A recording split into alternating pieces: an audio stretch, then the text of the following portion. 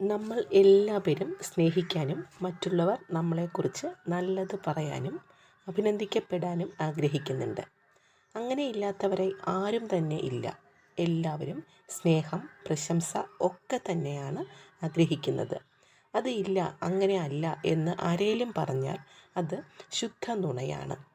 എങ്കിൽ പലപ്പോഴും പലരും ഡെസ്പായി പോകുന്ന കാര്യം മറ്റുള്ളവരുടെ പിന്നാലെ സ്നേഹം, അംഗീകാരം ഇവയൊക്കെ അന്വേഷിച്ച് പോയിട്ട് അത് കിട്ടാതെ വരുമ്പോഴാണ്.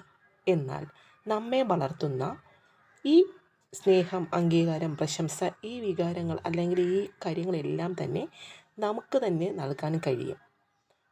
അതിനുള്ള മാർഗമാണ് സെൽഫ് ലവ് പ്രാക്ടീസ് ചെയ്യുന്നത്.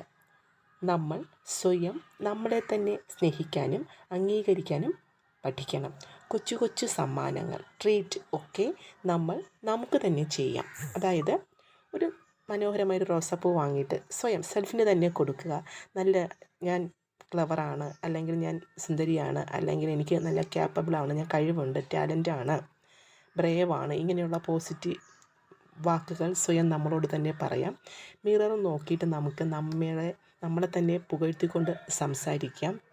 മനോഹരമായ കാഴ്ചകൾ നമുക്ക് വേണ്ടി നമുക്ക് ആസ്വദിക്കാൻ ശ്രമിക്കാം.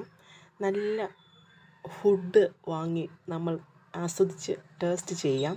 എന്നിട്ട് നമുക്ക് നൽകുന്ന ഗിഫ്റ്റാണ് എന്ന് സ്വയം അത് പറയുക. ഇങ്ങനെ സെൽഫ് ലവ് പ്രാക്ടീസ് ചെയ്യുന്നതിലൂടെ നമുക്ക് മറ്റുള്ളവരുടെ കാര്യങ്ങൾ ചിന്തിച്ച് അല്ലെങ്കിൽ മറ്റുള്ളവരിൽ നിന്ന് അംഗീകാരം പ്രതീക്ഷിച്ച് മനസ്സിനെ ഡെസ്പാക്കുന്ന ആ ഒരു തോട്ടിൽ നിന്ന് മാറി നിൽക്കാം.